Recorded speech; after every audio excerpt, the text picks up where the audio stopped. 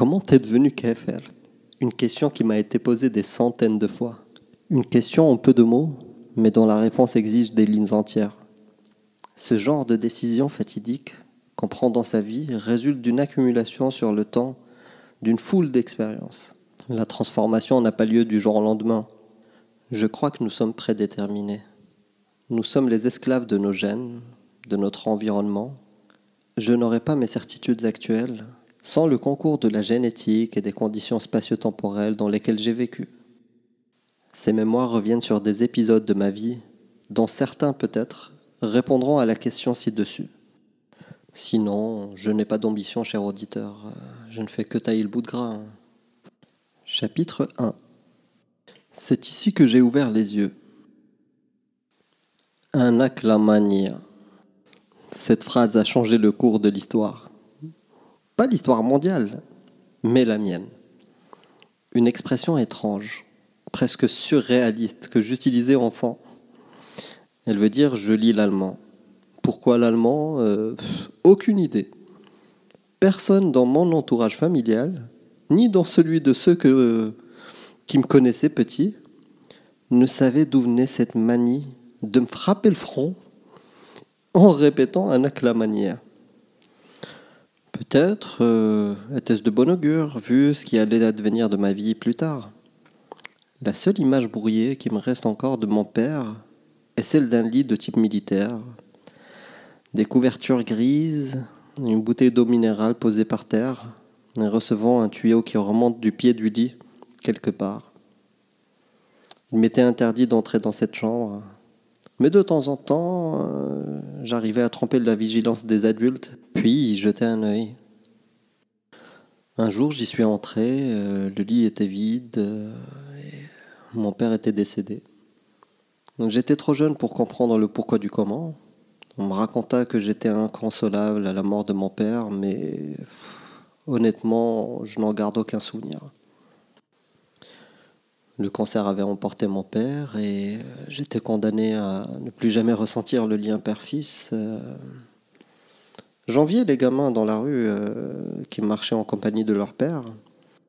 Et bien que je sois devenu moi-même papa, j'en ai un pincement au cœur aujourd'hui encore.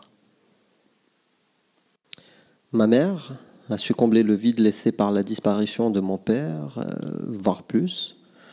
Ce fut une femme courageuse, sans exagération. Mais, à peine quelques années plus tard, je la perdis aussi, pour devenir orphelin de père et de mère. Cette fois-ci, le chagrin fut plus profond. Chaque cellule de mon corps se tordait de douleur, un enfer que je ne souhaite à personne.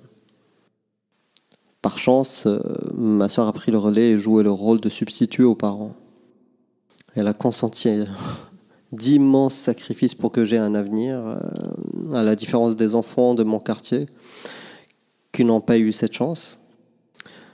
Cette situation et mon passage de main en main allaient me rappeler plus tard, à différentes stations de mon existence, la vie de Mohammed, le prophète de l'islam.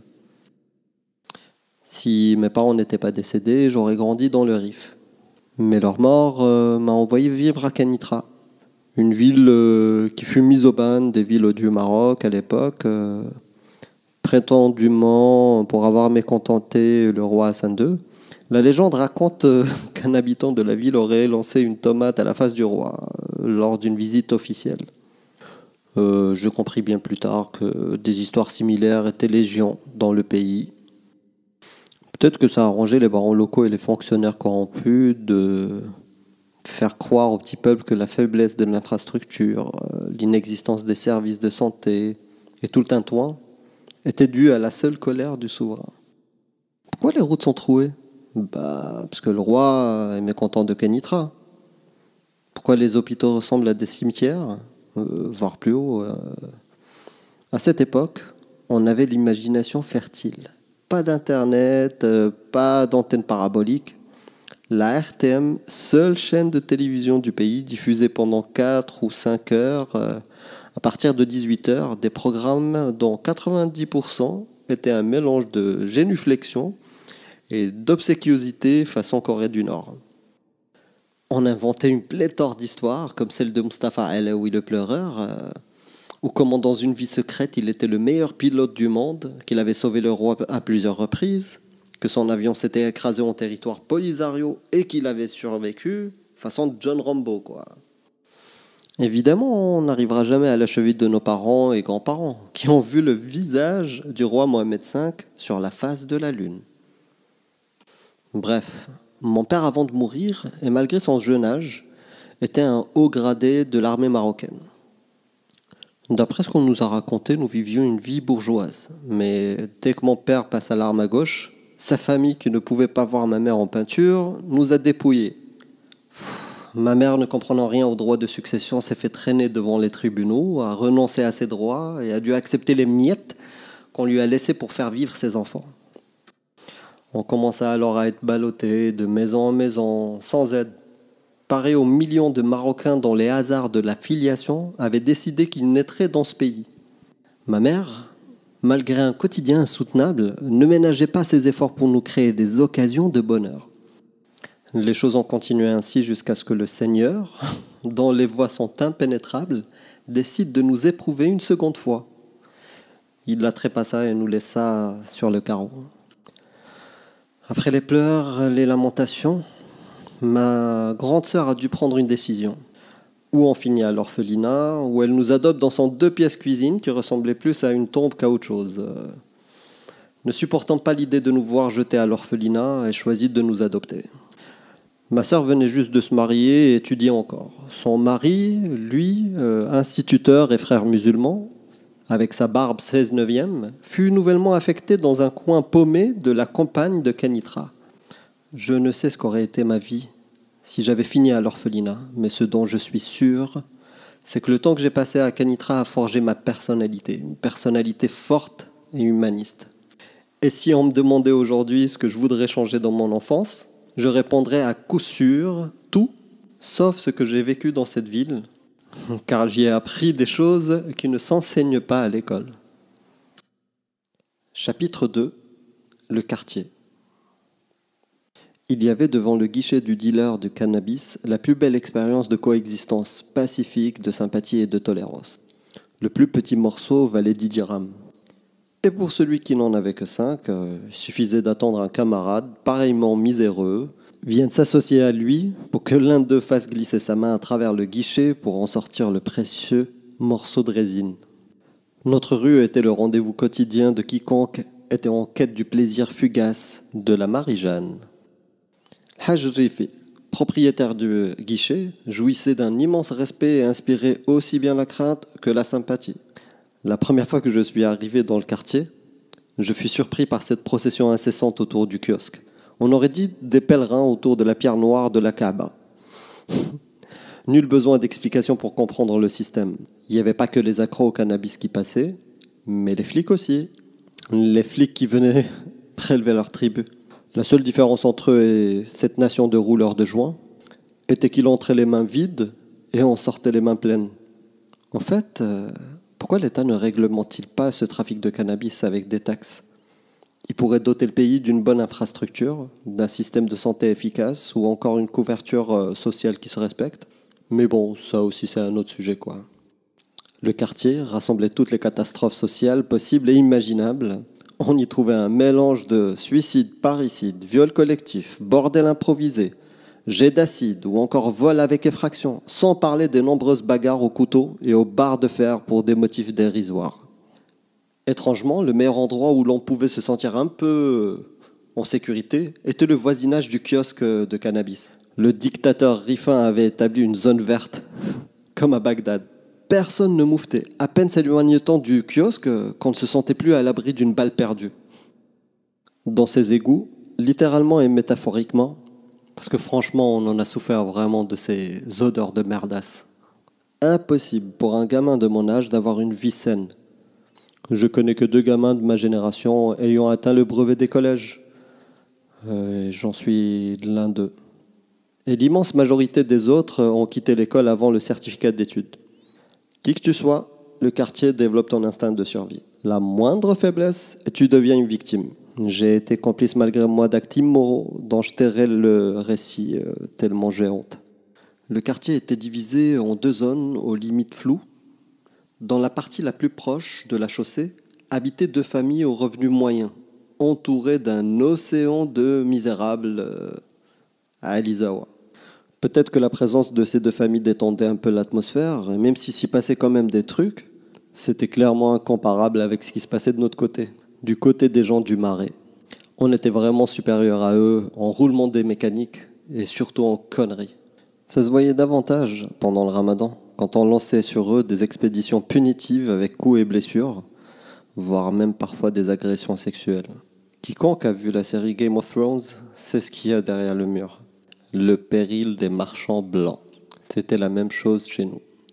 Une bande de sauvages. À côté du Marais, il y avait un mur, comme celui qui séparait le paradis de l'enfer, long et haut. Il nous semblait haut car on était des mômes, mais il s'agissait en réalité d'un muret de pierres empilées et liées avec du mortier. Et bien derrière ce mur, il y avait une autre espèce d'être humain. Ils étaient tous pieds nus, portaient en permanence bâtons et canifs, et leur façon de dire bonjour consistait à jeter des pierres ou à lancer des chiens enragés à nos trousses. Personne ne savait d'où ils venaient, ni ce qu'ils faisaient. Tout ce qu'il fallait savoir, c'était de fuir à toutes jambes si par malheur tu te retrouvais de l'autre côté du mur et qu'ils étaient là. Abdrahim, qui a tué sa mère et écopé de 10 ans de tôle, était l'idole des jeunes au quartier.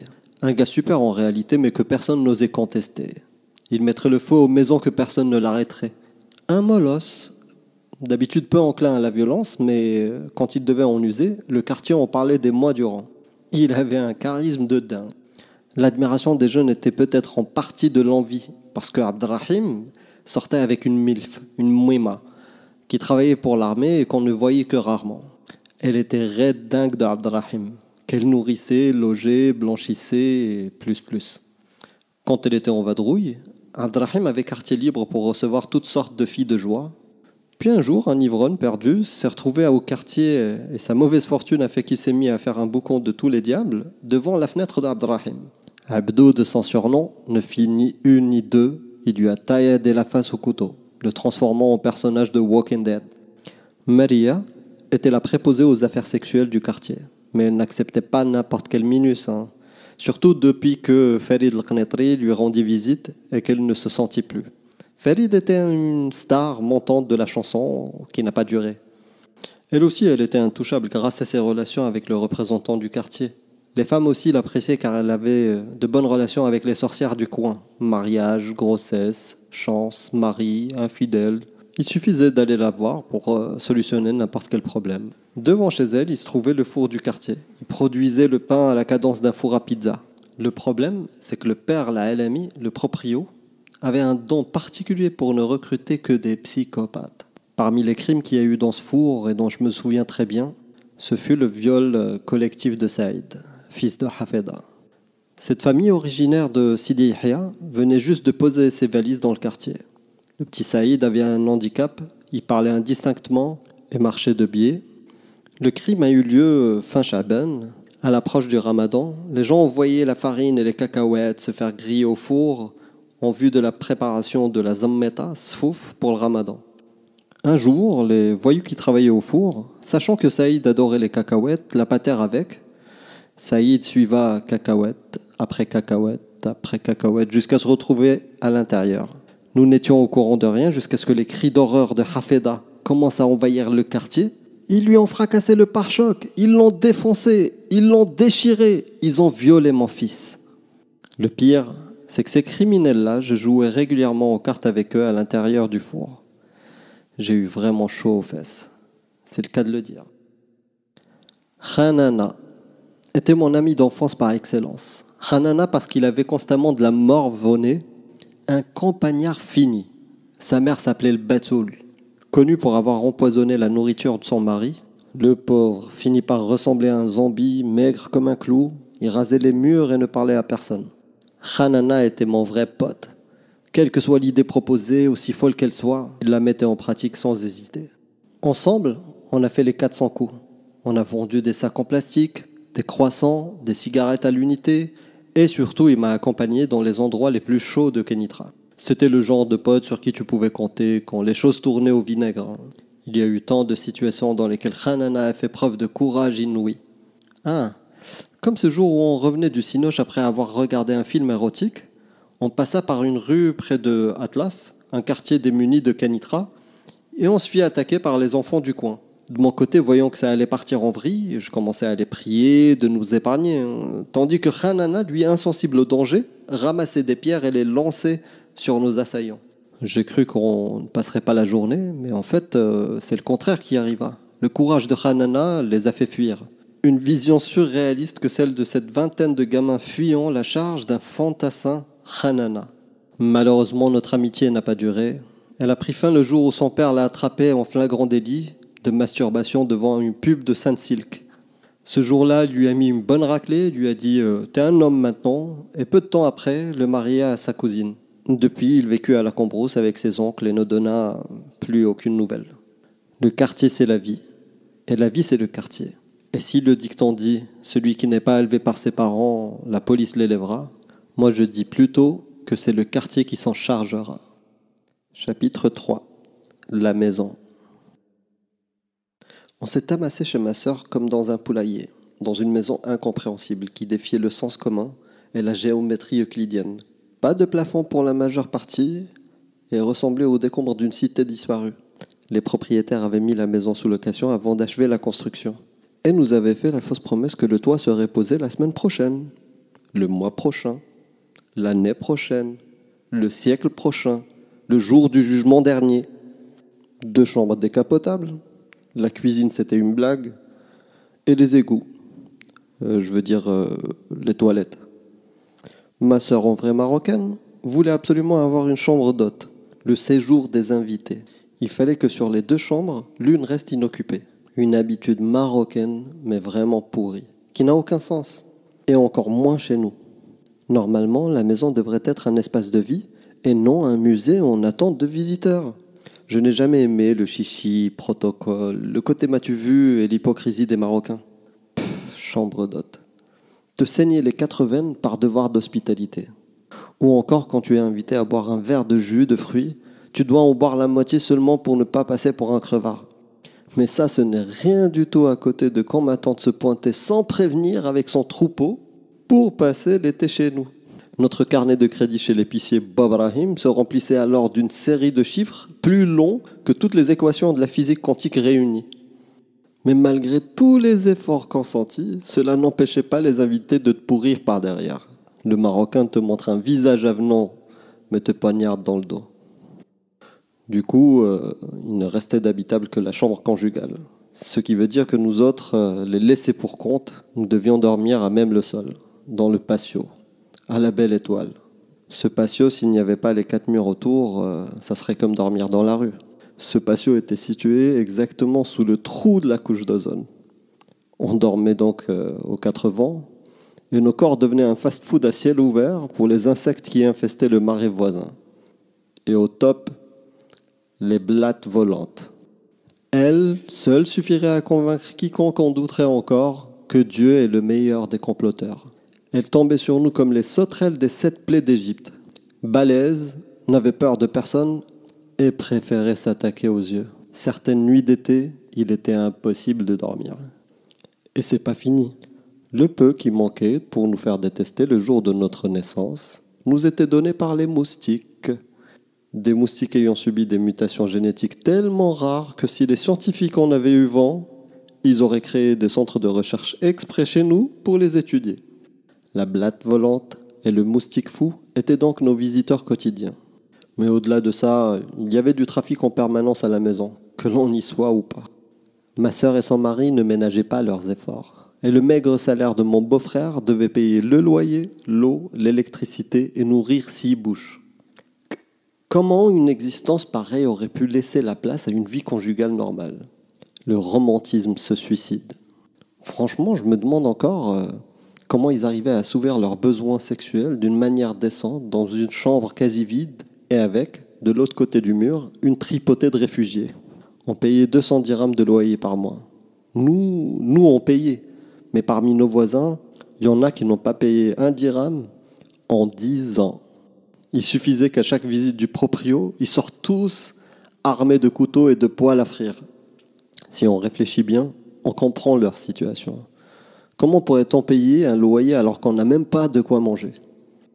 Le père de cette famille était très âgé, mais travaillait encore comme serveur dans un café peu fréquenté. Ce boulot était sûrement un prétexte pour ne pas basculer franchement dans la mendicité.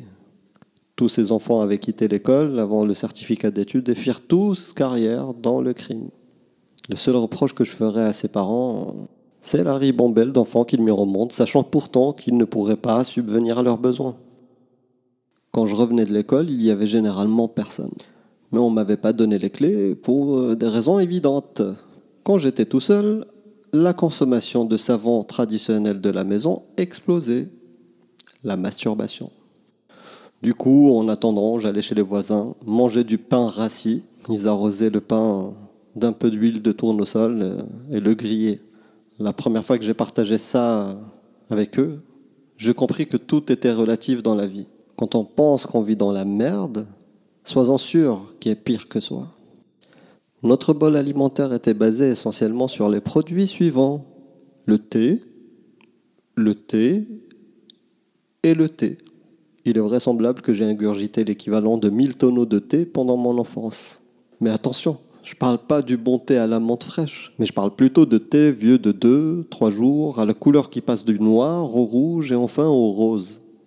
Tout ce qui était considéré comme normal dans le régime alimentaire des gens, les œufs, amandes, produits laitiers, bananes et les fruits en général, je ne faisais qu'en entendre parler. L'avantage du taudis où on vivait, c'est que ça ne serait venu à l'idée de personne de nous cambrioler. Le vol avec effraction était une pratique courante dans le quartier, et de surcroît moralement acceptée. Il était courant que tu rentres chez toi pour te retrouver nez à nez avec des cambrioleurs en train de faire la cuisine. Nous n'avons jamais été cambriolés, pour la simple raison qu'il n'y avait rien à piquer chez nous. Et quand bien même ils t'en prendraient l'envie, les effluves des égouts auraient raison de toi, à t'en faire oublier jusqu'à la raison de ton effraction. Les égouts étaient un problème sans fin. Nous, les enfants du Marais, étions habitués à tel point qu'on a inventé moult choses autour du thème des égouts. Une fois par an, plusieurs riverains rassemblaient la somme de 40 dirhams pour louer les services d'un travailleur à la tâche, un damné de la terre, pour dégager les canalisations. Ce jour-là était pour nous une bénédiction. Entre le trou à creuser, les câbles et les eaux usées, l'horizon s'ouvrait à toutes sortes d'aventures bellariotiques. Rdefa, la proprio, une sotte prétentieuse de première catégorie de Sidi Slimane, aimait à venir tuer le temps toute la journée chez nous. Ma sœur l'aménageait pour qu'elle n'augmente pas le loyer. Le temps qu'elle passait avec nous n'était qu'ordre et sommation. « Éteins la lumière, ferme la porte, sors voir qui crie dehors. Tu ne vas pas te taire ?» Le jour où elle nous a loué la maison, elle nous a forcés à égorger un coq en offrande aux esprits du lieu. Je me souviens encore des éclaboussures de sang, les superstitions, l'ignorance et le sous-développement. Rdefa était stérile et tous ses maris décédés. Son trop-plein d'instinct maternel, elle le déversait sur moi. Elle passait son temps à m'étouffer en me disant de l'aimer, dans son accent campagnard typique. « Hubbini, hubbini ». Plus tard, quand j'ai grandi, j'ai compris que « aimer » Hubbini voulait dire embrasser dans son bled. En fait, elle voulait des baisers. Peut-être que c'est comme ça que j'ai attrapé mon penchant pour les cougars, jusqu'à finir marié à l'allemande, plus tard dans ma vie. La maison était truffée de pièges, qui pouvaient sinon te tuer, du moins t'handicaper à vie. Le piège le plus dangereux était le tas de câbles électriques. Il était encore plus dénudé que Mia Khalifa. Dès qu'il y avait une coupure de courant, on pouvait être sûr que quelqu'un s'était fait électrocuter. Chapitre 4. Le Marais. Le Marais pour moi est l'origine du monde. Le reste n'est qu'une pâle contrefaçon. Le Marais est une école, un restaurant, un divertissement, un sport. Le Marais, c'est mon Maroc à moi. Le Marais est tout pour moi. C'est un style de vie. Quoi que je dise sur le Marais, ça ne sera jamais assez élogieux. Les gens qui ne l'ont pas connu n'y verraient qu'une immense étendue marécageuse d'eau boueuse. C'était effectivement un grand trou aux eaux noires, aux effluves pestilentiels et dans lesquels on ne voyait que dalle. Je suis quasiment sûr que bien des cadavres y étaient engloutis.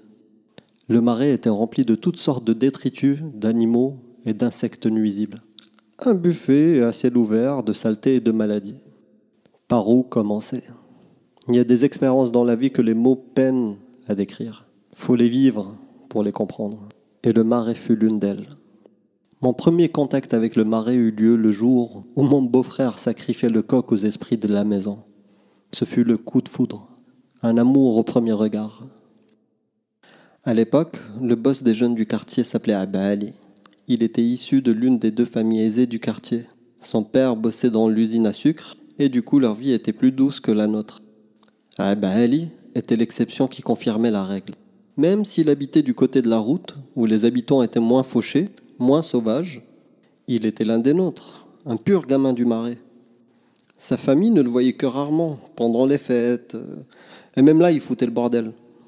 Abba Ali, il lui faudrait un journal à lui tout seul. Mais pour tenter de comprendre le cas social qu'il était, je vais vous en donner un aperçu.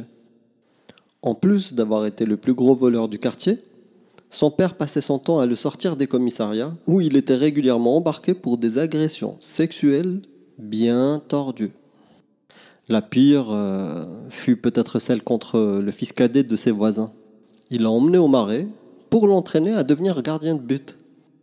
Arrivé sur place, il le jeta par terre, le viola avec un manche à balai et essaya de le noyer, quoi. Par chance, il y avait des gens qui passaient par là et qui ont vu quelque chose qui clochait. Du coup, ils intervinrent de justesse et évitèrent le pire. Ali prétendit qu'il ne faisait que l'entraîner à se jeter sur la balle. Mais même en faisant un effort de malade, impossible de gober qu'un gardien de but se jette nu sur une balle avec un balai dans le derrière. Le gamin a fini par raconter toute l'histoire. S'ensuivit un concert d'excuses de la part des parents d'Abba Ali avant que les choses ne se tassent, pour qu'il reste finalement libre pour commettre d'autres forfaits. Le jour du sacrifice du coq, mon premier jour, j'étais encore perdu. Je venais de faire la connaissance de Hanana et de Aziz, le fils de p***. Pas parce qu'il n'était pas cool, mais parce que sa mère fumait des clopes et que tout le monde l'appelait la p***. Et puisque nous, les mioches, on était bien élevés, bien éduqués, on l'appelait fils de p***. Avec le temps, c'est devenu tellement normal de l'appeler ainsi qu'Aziz ne se retournait plus quand on l'appelait par son sobriquet. Il avait une malformation cardiaque, était frêle et tombait vite dans les pommes. Normalement, il aurait dû faire les frais de la sélection naturelle qui avait cours dans le quartier. Mais contre toute attente, il survécut. Probablement grâce aux cigarettes Winston volées à sa mère, dont il était devenu le fournisseur officiel du quartier. Abba Ali était l'empereur autoproclamé de ce petit royaume, dont il connaissait tous les recoins et qu'il gérait d'une main de fer. La rencontre avec Abba Ali ce jour-là était décisive pour moi. Il était en moyenne plus grand que nous et le seul qui portait des jeans Levi's. Il se sapait toujours bien et parlait à 99% de sexe. Peut-être à 90%, mais comme je suis marocain, il faut que je majore à 99%. On ne se refait pas. Hein. Il parlait pas de sexe normal, non. Le gars était à part, quoi. Wesh, tu as un ballon? Ce fut la première phrase que j'entendis de lui. Quand je lui répondis que je n'en avais pas, il invita tous les gamins à faire un tournoi. Je n'ai rien compris. Quoi? Tu sais jouer au foot? Oui. Ben, viens jouer avec nous alors. Où ça? Où ça quoi? Au marais? Le quoi? Le marais? Tu ne connais pas? Non, je connais pas. Mais tu habites où toi? J'habite chez Rdeifa. Ah d'accord. Tu dois être un fils à maman, couvre-moi. Quoi? Ali était ainsi, totalement à l'ouest. Quand je lui demandais d'être plus clair, il se mit à raconter une histoire de fesses. Une femme de colonel qui attendait toujours son départ pour le tromper avec un singe, jusqu'à ce qu'elle finisse par tomber enceinte du singe, et que son mari jaloux le tue. Cette histoire à dormir debout n'est pourtant qu'un exemple parmi tant d'autres. Ali était intarissable sur les histoires de cul. Arrivé au marais, je finis par percuter qu'il ne s'agissait pas de foot, mais plutôt un stratagème pour m'amener à découvrir leur univers parallèle. Tout le monde s'est mis à enlever ses fringues, il restait que les slips et les sandales en plastique à trous qu'on appelait Nike Fenêtre. Et consécutivement à ce geste, Abba Ali déclara alors ouvert les Jeux Olympiques du Marais. Et au programme, Plongée, saut, jet de pierre et chasse au rat. Devant cette scène, je restais d'abord bouche bée. Mais en quelques minutes à peine, je me suis retrouvé en slip à barboter, joyeusement avec les autres dans ces eaux dégueulasses. Je compris ce jour-là qu'il y avait un avant et un après le marais. Tout y était différent. Même le temps y était chamboulé. On pouvait très bien y passer 2 jours et 2 nuits sans sommeil, tout en étant persuadé d'y avoir passé une demi-journée. Je fus donc baptisé par un plongeon dans l'eau et rejoignis ainsi la communauté du marais, une famille où tout était permis. Une famille qui nous réunissait tous et subvenait à nos besoins. On pouvait courir, nager, escalader, sauter, chasser les animaux. Il y avait où faire pipi, caca, se masturber, voire même avoir des relations sexuelles pour ceux qui le pouvaient. La végétation y était luxuriante et l'endroit proposait une foule de plantes comestibles comme l'hysope qui y était abondante, ainsi que d'autres plantes dont je n'ai jamais appris le nom. Pour la baston, il y avait de quoi faire. Il y avait toutes les catégories de guerriers, de Aziz le chétif, fils de p***, au barbare de derrière le mur. Outre ces biens marécageux dont on jouissait quotidiennement, le marais était aussi le lieu de festivals saisonniers hauts en couleurs. Par exemple, pendant la Ashura, une des fêtes du calendrier musulman, on se rencardait avec les gamins des rues voisines et on déglinguait toutes les voitures que les tauliers avaient eu le malheur de laisser devant leur garage. Mais le point culminant de la rencontre était le brasier.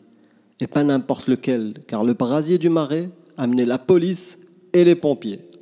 On mettait le feu à des dizaines de pneus et cela nous donnait l'occasion de jouer à notre jeu favori. Nous nous mettions autour du feu, armés de grosses pierres, et attendions la sortie des taupes qui, craignant le feu, déboulaient comme Gog et Magog. Hejouj ou Mejouj. C'était la fiesta. On les lapidait façon compagnon du prophète versus Maïz ibn Malik. Le plus incroyable avec le marais, c'est qu'il t'accompagne tout au long de ta vie. Plus tu grandis, plus tu y trouves quelque chose qui te va. Le marais ne te faisait jamais de coups de pute. Lui, jamais. En grandissant, on commençait à y faire du trafic de fils de cuivre, de bouteilles de rouge, voire y élire domicile temporairement. Et pour ceux qui commençaient à embrasser la carrière criminelle, le marais devenait leur base arrière, leur QG, leur Tora Bora, où la police n'osait jamais s'aventurer. Actuellement, ça fait 14 ans sans voir le Maroc. Si je devais y aller un jour, le premier endroit que j'irai voir après la tombe de ma sœur décédée il y a 2 ans sera le marais. On m'a dit que ça a bien changé, mais qu'importe. Même si on y construit 1000 bâtiments, le marais restera le marais, dans mon cœur et dans mes souvenirs. L'école. L'école fut et restera l'exception de ma vie. Que j'ai pu réussir à l'école dans les conditions et l'environnement qui furent les miens relève du miracle. Dans mon milieu, il y avait 3 destins possibles. Si tu avais vraiment de la chance, tu apprendras un métier manuel, n'importe lequel, qui te mènera vers une vie de misère. Deuxième option, le crime, qui se termine par la prison ou la mort. Puis le troisième destin, le plus courant, est de vivre comme un parasite qui vit à la charge de ses parents, suçant leur sang jusqu'à mort s'en suive, et puis après chercher quelqu'un d'autre pour continuer la même quête, et dans le cas où ça ne marche pas, bifurquer facilement vers le banditisme. Comment est-ce que j'ai pu prendre la tangente ? Le patrimoine génétique de mes parents devait sûrement contenir une petite dose d'intelligence. Mais le facteur décisif fut ma sœur. Sans elle, je serais aujourd'hui ou criminel ou parasite. Clairement, ma sœur fut ma bouée de sauvetage. Elle était bonne élève. Cela tient à mon père qui, ayant été haut gradé dans l'armée, exigeait à sa fille d'être très bonne élève. Il ne s'agissait pas juste d'avoir de bonnes notes et réussir. Non. Il fallait qu'elle soit première de la classe. Et quand je dis première de la classe, je vous demande de souligner première de la classe. Et elle le fut bien. Sauf une fois où elle arriva deuxième.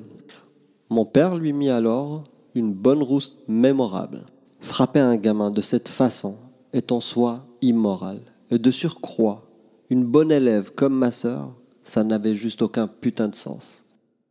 Cette obsession d'être bonne élève devint une seconde nature chez elle et survécut à mon père, car même mariée, elle refusait de laisser tomber ses études pour n'être qu'une femme au foyer. Ma sœur poursuivit ses études et obtint les diplômes les plus prestigieux. Mais ce n'est pas le sujet. Revenons à ma scolarité à moi. Je vivais comme un schizophrène. À l'école, j'entrais dans un autre monde. Je m'asseyais au premier rang et levais toujours le doigt pour participer. Mais, dès que je revenais au quartier, je redevenais l'enfant, le microbe du marais. Mes potes ignoraient tout de ma personnalité polie à l'école. Et tenant à me protéger de leurs exactions, je gardais le silence sur ce que j'y faisais. Ce qui m'a aidé à mener cette double vie fut le fait que mon école n'était pas celle du marais. J'étais inscrit à l'école des martyrs. Pourquoi cette école ? Parce que quand on a déménagé à Kenitra, l'année scolaire avait déjà commencé. Et par l'entremise d'une amie de ma sœur qui connaissait le beau-frère d'un instituteur, qui en a touché un mot au directeur, j'y fus finalement admis.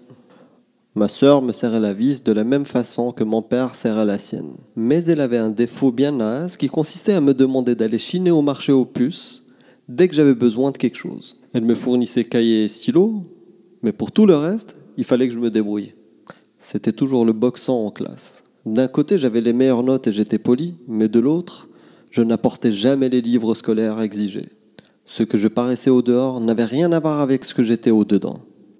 Et oui, j'affichais la laideur du marais à l'extérieur, mais au fond de moi, j'étais une belle personne.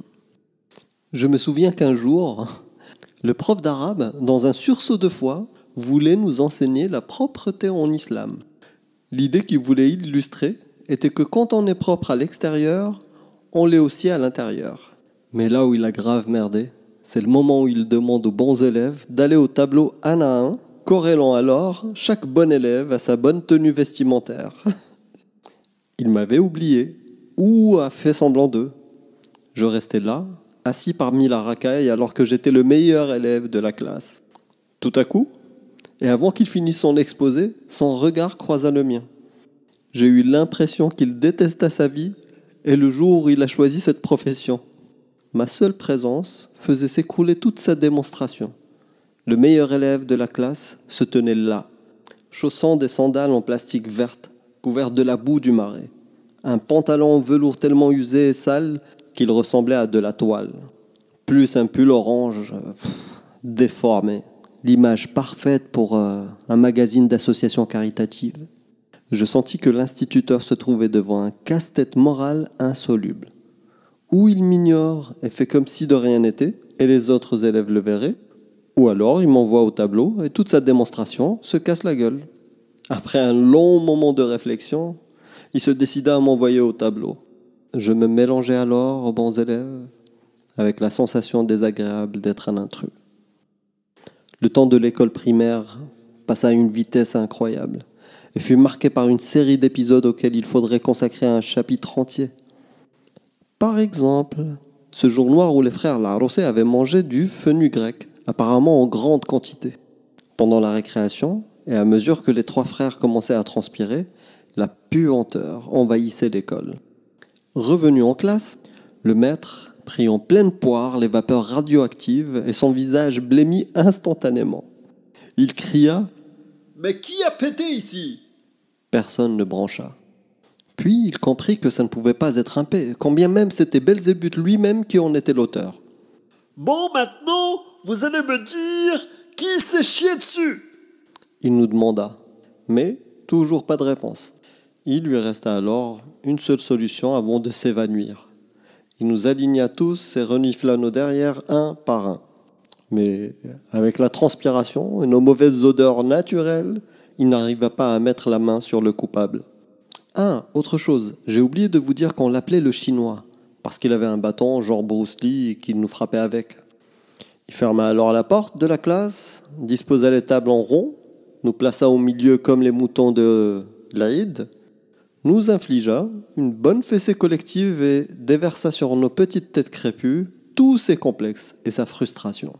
Entre les cris et les pleurs, et dans un vacarme sans nom, son action punitive trouva heureusement son épilogue, quand l'un d'entre nous, les trémolos dans la voix, cracha le nom des responsables. « Monsieur, Les frères Laroussé ont mangé du fenugrec. Le Chinois les mit de côté et s'assura de leur forfait. Là, commença un autre type de châtiment, qui semblait normal à l'époque. On s'est jeté sur eux, on les a déchaussés pour les préparer au coup de fouet du Chinois, qui les frappa d'une violence d'un forcené. Comme si ce n'était pas assez, il leur mit ensuite un bonnet d'âne sur la tête et les exposa aux regards et aux railleries des enfants des autres classes. Comble de l'humiliation, pendant cet exercice, il fallait en plus que les coupables courbent l'échine et baissent la tête pour parfaire l'apparence de l'âne. Voilà, là. Et on se demande encore pourquoi le Maroc produit des psychopathes à l'appel. Je réussis le certificat d'études et me retrouvais au collège. Là, les vrais problèmes commencent. Aussi bien au quartier qu'à la maison ou au collège. Au quartier d'abord, puisque je ne pouvais plus cacher l'école à mes potes du Marais. Eux n'étaient plus scolarisés et avaient commencé une existence de marginaux. Ils étaient devenus semi-autonomes, tandis que moi, à cause de l'école, je ne gagnais pas un centime. Mais heureusement, je finis par trouver un taf dans un magasin de fringues. J'y allais direct après l'école et y restais jusqu'à la fermeture le soir. Je gagnais 30 dirhams par semaine, que je dépensais entièrement à me rincer l'œil avec des revues érotiques et des sandwichs à la harissa. Ce taf me donnait une bonne couverture pour l'école. Le plus drôle, c'est qu'après 2 ou 3 années de collège, même si j'ai commencé à l'avouer, les gars ne me croyaient pas du tout que j'étais encore scolarisé. À tel point que quand Rabbi Sila Abdeslam m'a vu un jour portant des cahiers de classe à côté du collège, il s'est mis à rire et a commencé à me chambrer. Genre que je traînais là pour la drague. Impossible de le persuader du contraire. Le pépin avec le collège, ce furent les mauvaises fréquentations en 4e, 1 an avant le brevet d'études. Évidemment, je n'achetais toujours pas de manuel scolaire. La première et la 2e année se passèrent sans accroc. Et en 3e année, je suis tombé sur des profs sans cœur. Sans manuel scolaire, ou tu dégages du cours, ou tu te mets au fond de la classe en compagnie des infâmes redoublants. Comme disait le prophète, l'homme a la religion de son ami, alors ayez de bons amis.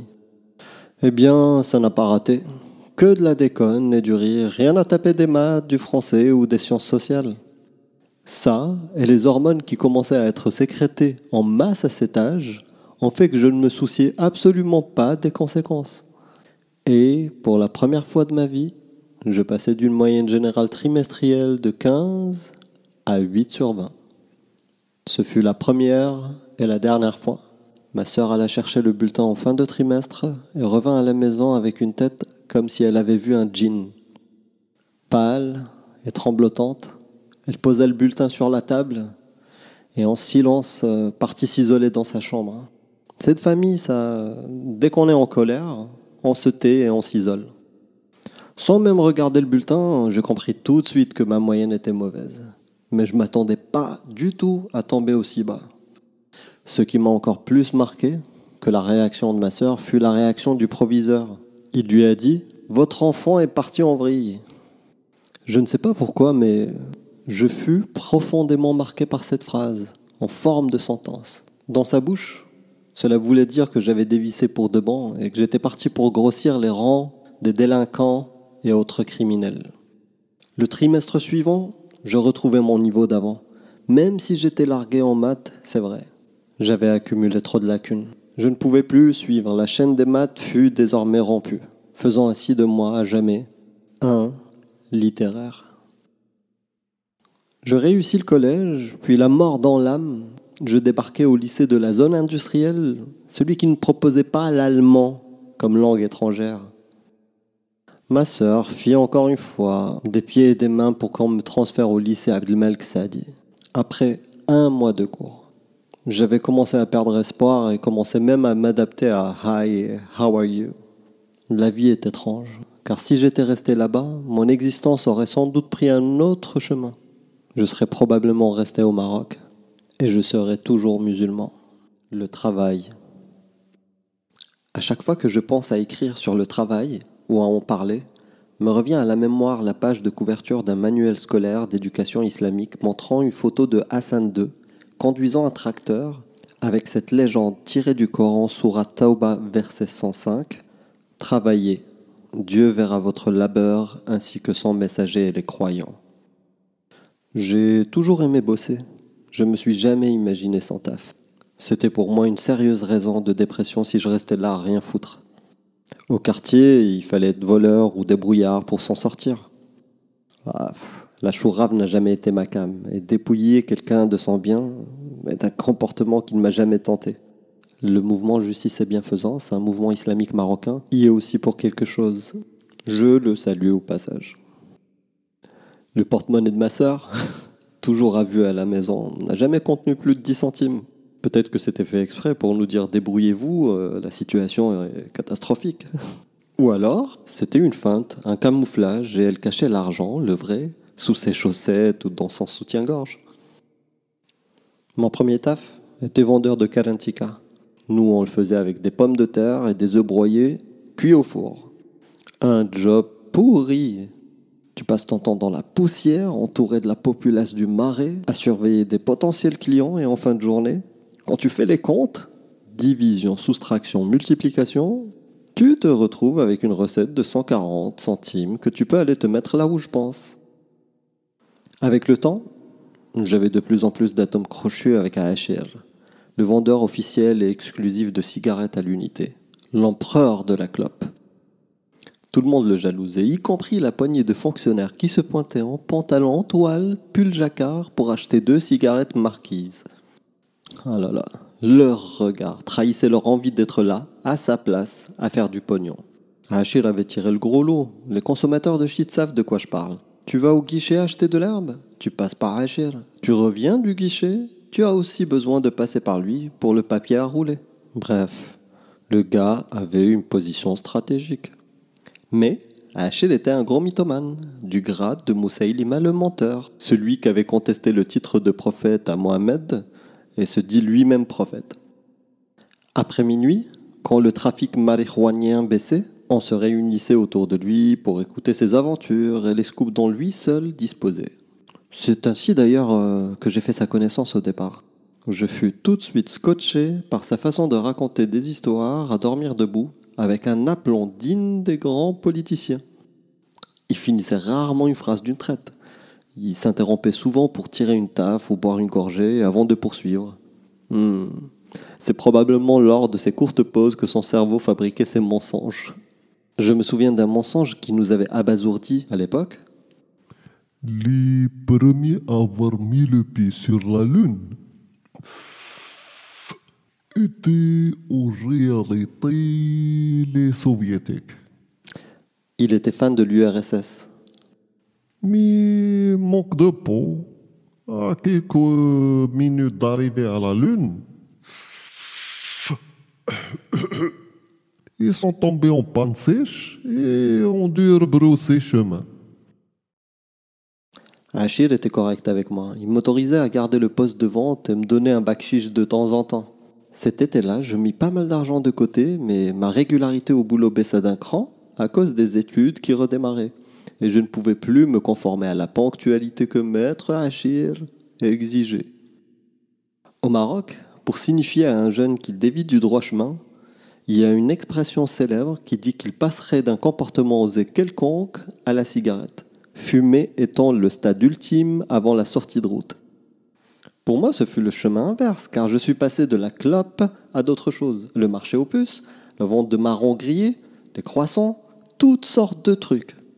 Mais l'expérience la plus dure que j'ai vécue et qui m'a fait grandir avant l'heure était celle des sacs en plastique. Le monde du commerce des sacs en plastique, c'est un délire, un drôle de monde.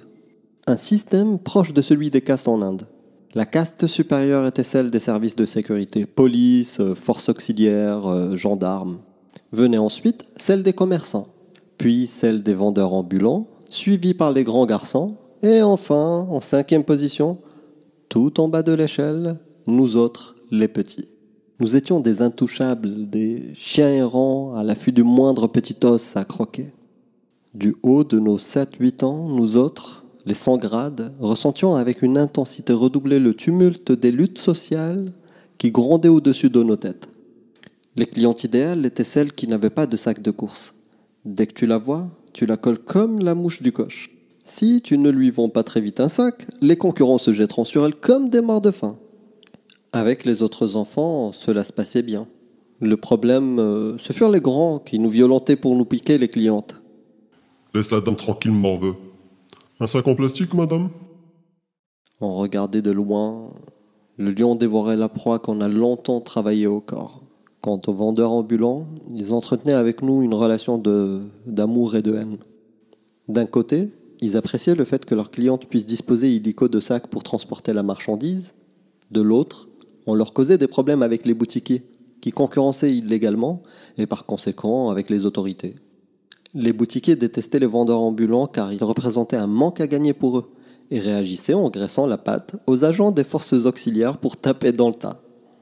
Mon expérience avec ces derniers ne pouvait que nourrir le ressentiment envers ces agents d'autorité barbares et l'État qui les employait. La majorité des agressions venaient par derrière. Coups sur la tête, coups de pied, balayettes ou encore coups de matraque dans le dos. Des coups pour humilier la populace, dont ils faisaient partie dans le civil pourtant. Mais je sentais bien qu'ils étaient de nature vengeresse et maladive. Un jour, bien des années plus tard, pendant ma première année en Allemagne, j'allais faire un tour dans un magasin d'électroménager et, tranquille, assis au fond d'un fauteuil, à regarder la télé, je tombais sur une émission de la ZDF qui traitait du Maroc. Je ne me souviens plus du nom de l'émission, mais une phrase me marqua ce jour-là. Je fus étonné de voir la journaliste allemande la dire sans embâche et ne pus m'empêcher de pleurer. Tellement elle me rappela les souffrances que j'ai vécues dans ce pays de merde. Marokko gilt nach wie vor als erzloser Polizeistaat. Ou en français, le Maroc reste encore un État policier sans cœur. En grandissant, je me dégotais de meilleurs jobs, mais les exemples de vexation et d'atteinte à la dignité humaine continuaient à fleurir. Pêle-mêle, de malheureux marchands qui n'avaient pour capital que leur balance, la voyaient régulièrement confisquée et leurs marchandises piétinées. Des vieilles femmes qui prenaient des coups sur le dos comme des bêtes de somme. Ou encore des vieux monsieur qui prenaient des taloches devant nos yeux. Nous les jeunes, à la rigueur, ça passe. Mais des gens vulnérables, certains déficients mentaux, se faisaient humilier pour la seule raison qu'ils étaient nés au fond de ce trou. Cette injustice-là, impossible à avaler pour un être humain normalement constitué. Et pourtant, c'était le lot quotidien de beaucoup de gens.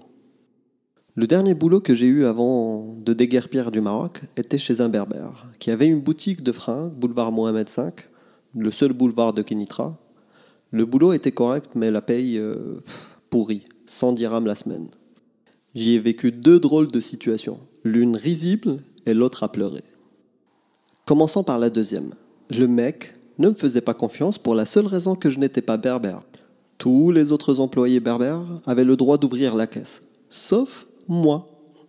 Mais passons sur cet épisode de racisme caractérisé que beaucoup de Marocains vivent à des degrés différents et dans les deux sens.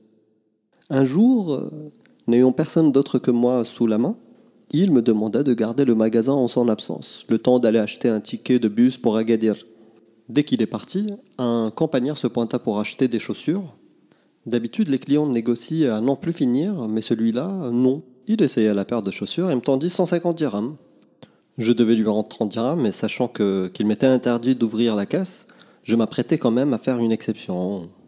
Mais c'était sans compter avec le zèle du propriétaire, qui à peine avais-je refermé la caisse, qu'il se dressa au-dessus de moi comme un piquet, croyant me prendre la main dans le sac. J'avais beau me justifier devant le client, mais rien n'y fit. Le plus drôle, c'est que le campagnard retourna au magasin 1 heure après, se plaignant du talon de la chaussure, qui en 1 heure de temps s'était effrité. L'autre situation, tragique comique cette fois, eut lieu un jour d'été. La journée se passait on ne peut plus normalement quand un car de touristes fit halte devant le magasin. À cette époque, voir un Européen, c'était comme voir le roi. Les touristes commençaient à sortir du car et nous, les cafards, de nos trous. Il y avait des blondes partout. On avait l'impression de rêver. Nous abandonnâmes tous nos postes de travail pour aller chercher la bénédiction du Seigneur Jésus. Mais la chose la plus étrange se passa juste après. Une jeune touriste en mini-jupe, qui devait avoir 16 ou 17 ans, eut l'idée de s'asseoir sur les marches du car. Elle déclencha alors, sans le vouloir, un mouvement de foule sournois. Tous ceux qui se trouvaient dans cette partie-là de la ville s'arrêtèrent net. et par des gesticulations lentes, commença un regroupement hormonal subtil visant à créer une ligne droite entre leurs yeux et le slip de la demoiselle. Impossible qu'elle n'ait pas remarqué l'émoi qu'elle provoqua chez cette armée de frustrés. Pourquoi restait-elle pourtant les jambes écartées? A-t-elle eu pitié de nous? Je sais pas.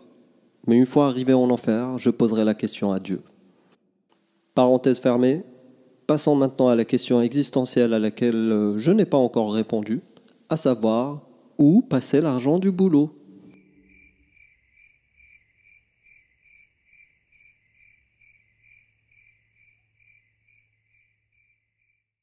Le sexe.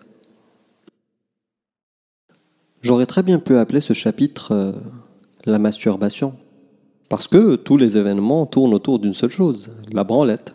Aucune des activités insensées auxquelles on s'adonnait au quartier ne peut damer le pion à la masturbation collective.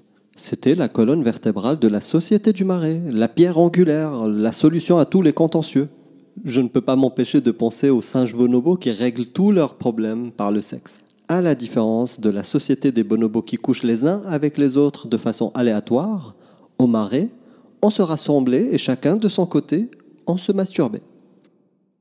L'irruption dans ma vie de Abba Ali et sa bande allait éparpiller façon puzzle le monde gentil et innocent de mon enfance pré-marécageuse. Avant d'habiter le quartier du Marais, j'étais naïf comme un agneau. Normal, j'étais qu'un enfant après tout. Mais cela allait changer radicalement avec Abba Ali et sa bande de loupards. La masturbation collective dépendait de l'humeur de Abba Ali. Et nous autres petits soldats étions au garde à vous à chaque fois qu'il faisait l'appel à la branlette. À côté de chez le Batoul, celle qui a déglingué son mari à coups de substances magiques, il y avait une maison à moitié en ruine, infestée de rats et croulant sous les détritus. Personne ne connaissait son propriétaire, ni pourquoi elle était restée dans cet état depuis l'époque de Mohamed V. C'était l'endroit idéal pour nos réunions spermatiques, ou pré-spermatiques, car beaucoup d'entre nous étaient encore trop jeunes. C'était donc juste de l'acharnement inconscient sur nos petits zizi. Nous nous mettions en rang, baissions nos frocs, et à la manière des rappeurs, par mouvements saccadés, nous nous touchions le sgeg jusqu'à l'orgasme ou pas. Silence et concentration faisaient alors place à un rire hystérique collectif. Qui sait, la branlette en groupe nous a peut-être aidés à trouver l'équilibre dans un monde sombre, absurde et violent. On pouvait rater n'importe quel rendez-vous, mais en aucun cas l'appel à cette action caritative qui a épargné une vie de misère à des dizaines d'enfants possibles, qui jamais ne naîtront. La masturbation à sec a un goût spécial, surtout pour les jeunes pousses que nous étions. Mais avec le temps, et pour garder le plaisir, on avait besoin de soutien moral, d'inspiration et d'imagination. C'est là que le cinéma allait intervenir. D'ailleurs, c'est aussi la réponse à la question « Où partait mon argent ?» Une partie était dédiée à aider ma sœur, le reste passait presque intégralement dans les films érotiques. C'était l'époque bénie d'avant l'invasion wahhabite des années 80. Une invasion qui allait changer les mœurs du pays et préparer l'avènement de Daesh. Quand j'y pense, je me dis que c'était tranquille et que les gens étaient vraiment cool. Impensable aujourd'hui. Les cinoches se feraient sûrement exploser et les barbus battraient le pavé pour dénoncer une société immorale et dépravée. Il faut avoir vécu dans les années 70 et 80 pour avoir vu de ses propres yeux des vieilles femmes vendant le brir, des crêpes marocaines, devant les affiches de films montrant des corps lascifs et entourées par des centaines de badauds, s'émoustillant devant des poitrines pulpeuses et des fesses de rêve. Tout cela le plus tranquillement du monde. Mon agenda masturbatoire commençait dès le marché au pain. Y vendant moi-même des sacs en plastique, j'y repérais les affiches de tous les films à venir. Je ne ratais pas une miette. Chaque nouveau sein placardé était soigneusement scanné et répertorié.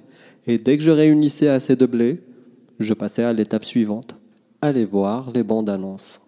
Cela consistait à l'époque à une série de photos aguichantes extraites des films et placardées sur un guichet dans le hall du cinéma. C'était ça les préliminaires. Avant d'acheter le ticket, je me faisais une idée précise sur le talent des actrices et je fonçais. Généralement, pour faire plaisir à tout le monde, les cinémas au Maroc projetaient 2 films, un film indien et un film de karaté. Mais la pleurniche des Indiens et les sauts de cabri des Chinois, je m'en fichais comme de l'an 40, parce que c'était mon quotidien au Marais. Moi, je visais le sexe. Pas question de dépenser l'argent durement gagné à regarder des niaiseries dramatiques. Je guettais systématiquement la double séance de films érotiques, mais c'était très rare.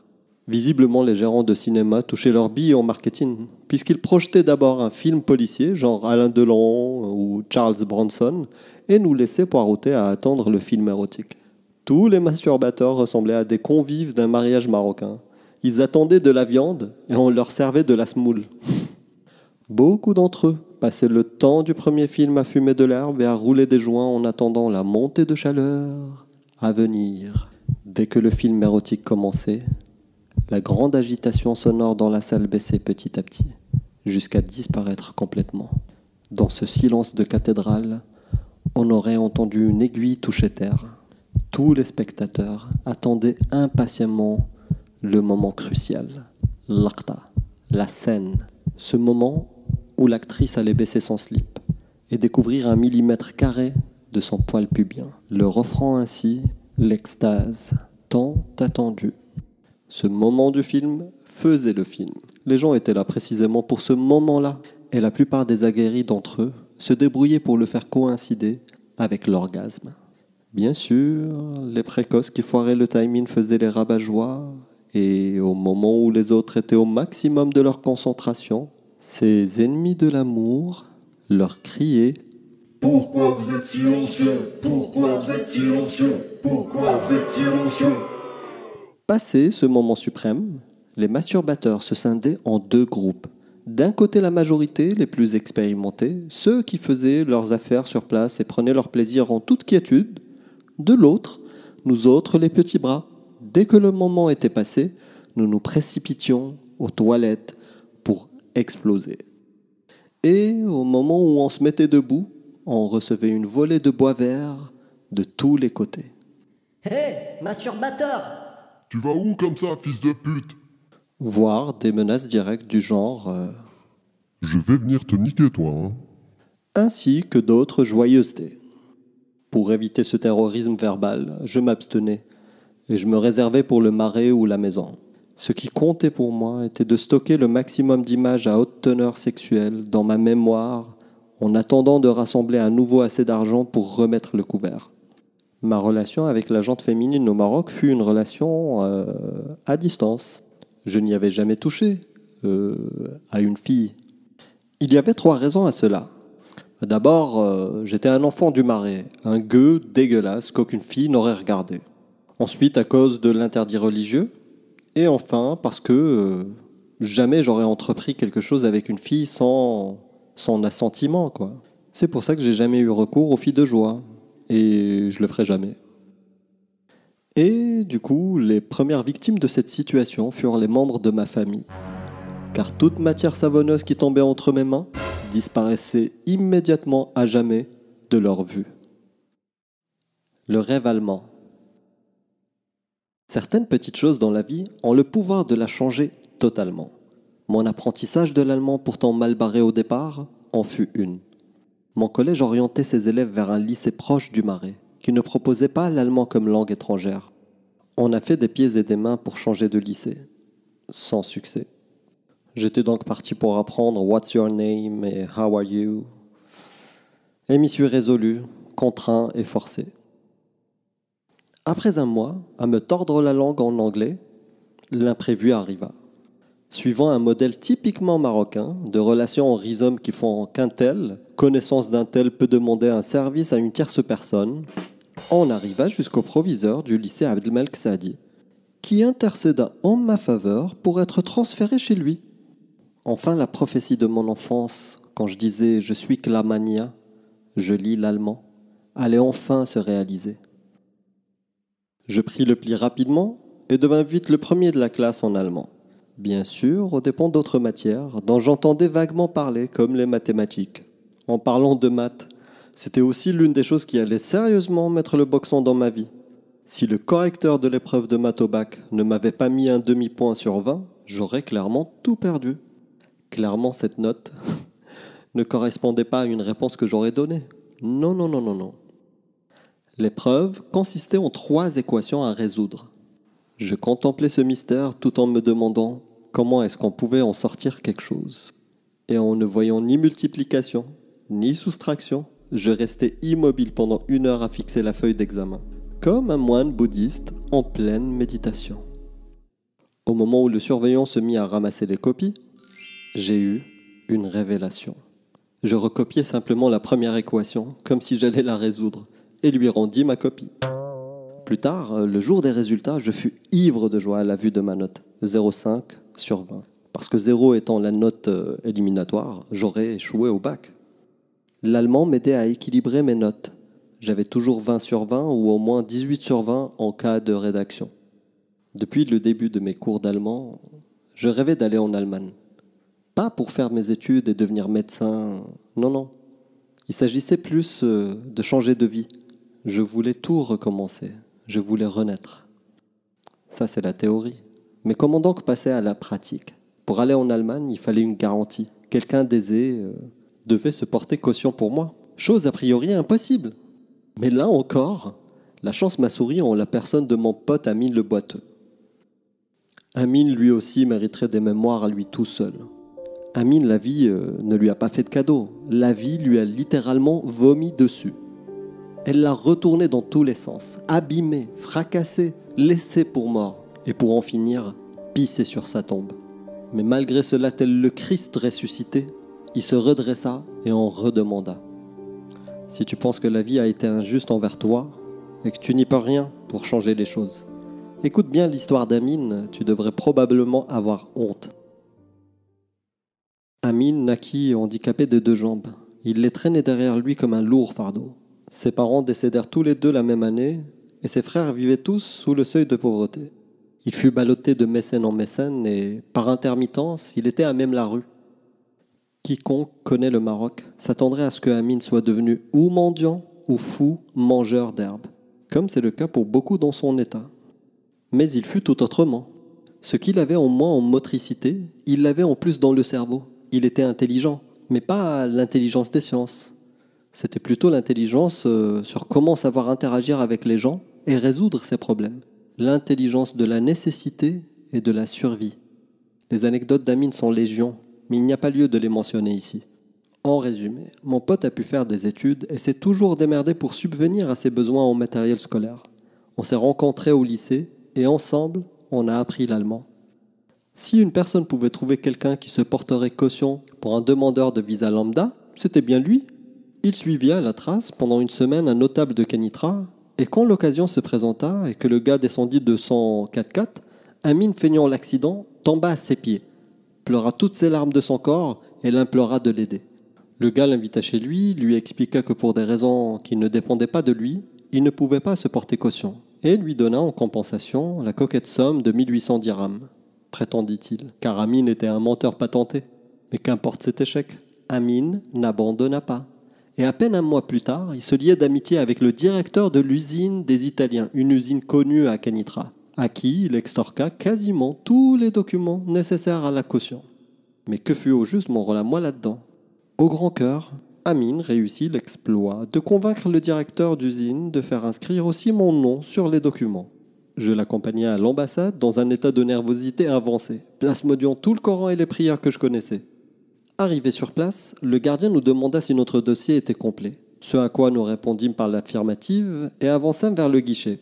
Je me présentai devant la fonctionnaire allemande, dégoulinant de sueur, comme si je devais faire face à Allah le jour du jugement dernier. Le temps entre le dépôt de dossier et la réponse passa comme passe un film d'horreur, dans un suspense insoutenable. J'étais sûr qu'une caution pour 2 ne passerait jamais. Quand je reçus l'invitation de l'ambassade, je ne pus y croire, tellement le cas me semblait désespéré. J'acceptais cet heureux événement et remerciais Dieu d'avoir consigné mon départ à l'étranger dans son livre des destins, sa tablette gardée. J'allais enfin réaliser mon rêve, mon doux et cher rêve. Deutschland, j'arrive. La route vers le paradis. Visa en poche, le cœur battant très fort, gorgé de fluide, mais pauvre, très très pauvre, avec les poches vides. Quand tu es pauvre, même la réalisation de ses rêves devient une galère. Passé l'obstacle du visa, j'allais ensuite faire face à la montagne du voyage en Allemagne. Comment allais-je m'y prendre vu l'état de mes finances? Je pouvais clairement oublier l'avion. La seule solution était le car. Le car le moins cher, le car de la plus basse catégorie. Un car qu'on devrait rendre haram le fait de l'appeler car. Il m'avait coûté 650 dirhams pour faire le trajet de Kenitra à Paris, auquel il fallait rajouter le prix du voyage en train de Paris vers l'Allemagne. Ma sœur emprunta l'argent aux filles de la mère Khera, les couturières. L'une d'elles avait divorcé 1 mois après ses noces et vouait depuis une haine féroce pour tout ce qui avait trait aux hommes. La légende raconte que son mari était un psychopathe qui lui a fait subir toutes sortes de sévices sexuels. Sa sœur, elle, pourtant bien gaulée, était laide comme un pou et a fini par dépasser la date de péremption marocaine sans jamais avoir eu de prétendant. Je m'apprêtais à aller en Allemagne, sans le sou, ni logement ni amis sur place. J'avais l'impression d'être un explorateur embarquant sur un bateau en direction du Nouveau Monde. Je m'achetais un sac à dos au marché aux puces pour 70 dirhams et y fourrais un pull en laine, des sandales, un short, une serviette que j'ai arrachée de force à la maison et enfin une bricole en dépôt qu'on m'a chargé de remettre à quelqu'un une fois arrivé. D'ailleurs, je vous reparlerai de cette bricole plus tard. Par la grâce de Dieu, le voyage commença et je m'assis à côté d'un poids lourd côté fenêtre. D'abord, content de la chaleur du soleil sur mon visage. Je changeais d'avis quand je réalisais que le car n'avait pas de rideau. Depuis que je suis monté dans le car, les odeurs d'œufs, de poulet et autres galettes saturaient mes narines. On se serait cru dans une crèmerie ambulante. Le chauffeur faisait régulièrement halte près des marchands de viande grillée pour y prélever sa commission. Moi, je n'ai pas osé dépenser les 3 sous que j'avais sur moi et me suis abstenu de casser la croûte en jeûnant. Je pensais constamment à ma destination. Était-ce l'Allemagne de mes rêves qui m'attendait? Ou ce périple était-il une catastrophe à venir qui allait tout me faire regretter? Je me rassurais en me disant que quelle que soit l'Allemagne que j'allais trouver, ça ne pouvait pas être pire que ce Maroc biscornu. Le car roula longtemps, mais toujours aucune lumière de Ceuta à l'horizon. On passe à Moulay Truc, Sidi Machin, puis la Reich, cette ville mystère, n'étant ni vraiment à l'ouest ni vraiment au nord, elle servait d'intermédiaire avant le vrai nord. On arriva à la porte de Ceuta autour de 4 heures du mat. Je n'aurais jamais imaginé une scène de chaos pareille. Des gens, par milliers, courant dans tous les sens, comme s'ils fuyaient un tsunami. Et aucun panneau de signalisation, ni personne pour nous dire où aller. Le chauffeur ouvrit la porte et nous dit de nous grouiller parce que le car n'attendrait pas. Chacun des passagers récupéra ses affaires avant de disparaître au milieu de cette masse. Je fus tétanisé un court instant, incapable de réfléchir. Et quand je revins à moi-même, je me sentis toujours groggy dans les vapes. Je regardais les gens courir partout comme des coqs sans tête. Quand soudain, un type m'accosta. Ouais, Khoya, donne, je vais t'aider à remplir. Viens avec moi pour remplir. Suivez-moi. Je n'ai rien pigé. Remplir quoi, bordel? Je repoussai toutes ces demandes et me mis à observer au ralenti ce drôle de manège. Je me rapprochai alors d'un mur à proximité contre lequel s'amassait une foule de gens faisant la queue. Quand un autre mec m'aborda de nouveau. Khoya, donne-moi que je remplisse pour toi. Remplir quoi? Donne-moi ton passeport. Non. Ne t'inquiète pas, c'est pour déposer à la police, au guichet. Comment ça? C'est pour déposer à ta place. Comment ça et pourquoi faire? Moi, n'aie pas peur. Le flic va tamponner ton passeport pour que tu passes. Je tendis mes papiers au serpent et avançai avec lui, le cœur battant de peur de m'être fait arnaquer. On arriva à un guichet minuscule, derrière lequel se terrait un flic dont la fonction était de tamponner les passeports et de ramasser le bakchich toute la journée. L'intermédiaire me demanda de l'argent, je lui tendis 30 dirhams qu'il intercala entre les pages du passeport et glissa le tout à travers le guichet. Le fonctionnaire prestidigitateur appela le passeport et fit disparaître l'argent en 1 seconde dans un tiroir, avant d'apposer le tampon et me le rendre. Mon intermédiaire de fortune me montra le chemin et je partis en pensant à ce système de corruption et à comment le butin était partagé à la fin. Arrivé au poste de douane espagnol, une autre ambiance m'attendait. Les choses étaient claires. J'ai donné mon passeport au douanier, il me l'a rendu vite fait et je me suis dirigé vers le car. Comme toute personne grossière de Kenitra qui se respecte, Ceuta me parut belle et me donna un avant-goût de ce qu'allait être l'Europe.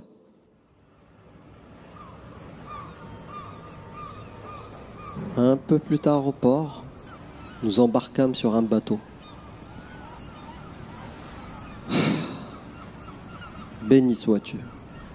Béni sois-tu, ô bateau qui allait me sauver de mon propre pays. J'avais entendu tant de choses sur Algésiras. Et là, j'y étais, à la porte d'entrée de l'Europe. Ma séquence émotion n'a pas eu le temps de s'éterniser. Car pour éviter que le plan de Ceuta ne se répète, j'ai dû suivre au pas les occupants de mon car et me suis mis derrière une fille canon jusqu'au poste de douane.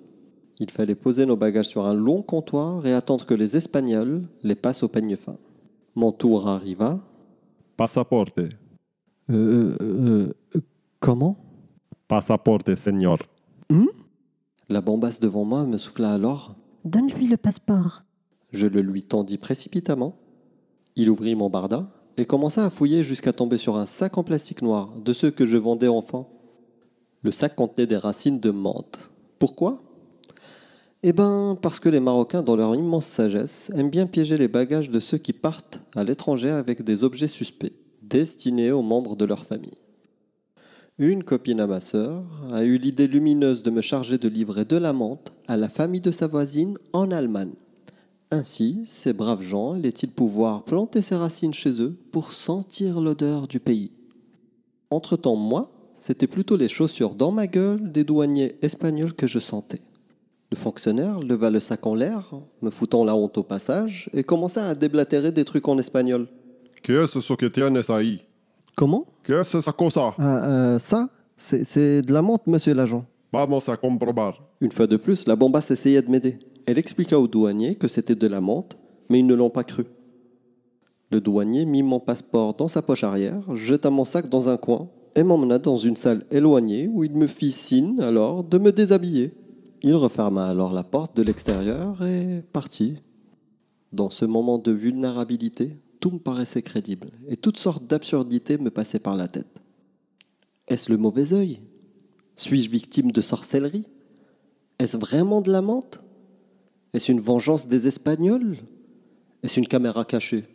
Ou alors, est-ce que les Allemands avaient changé d'avis et prévenu les Espagnols ? Je me suis mis à poil comme demandé.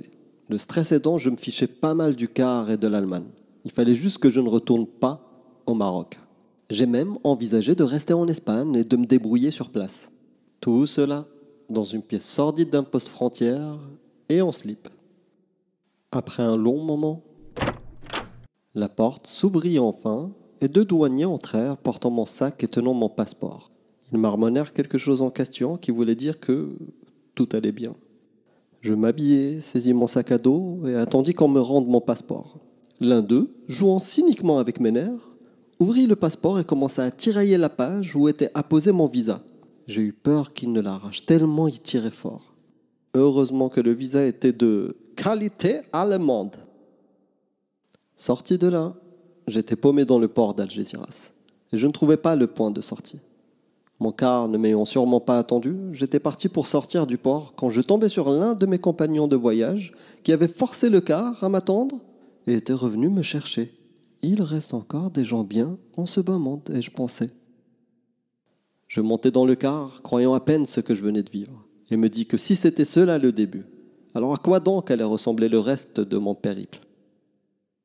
Malgré la chaleur écrasante et le soleil brûlant sur mon visage, j'ai pu apprécier le spectacle de la route en Espagne et en France. Tout était nickel, propre et organisé. C'était beau l'Europe. Il fallait que j'y reste. Jamais je ne reviendrai. Il me fallait les papiers coûte que coûte.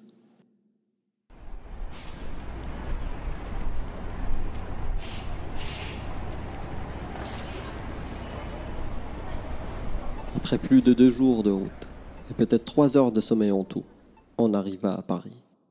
Mon bon samaritain de tout à l'heure me porta assistance une fois de plus, et m'emmena avec lui à la gare de l'Est acheter le billet de train pour pour l'Allemagne.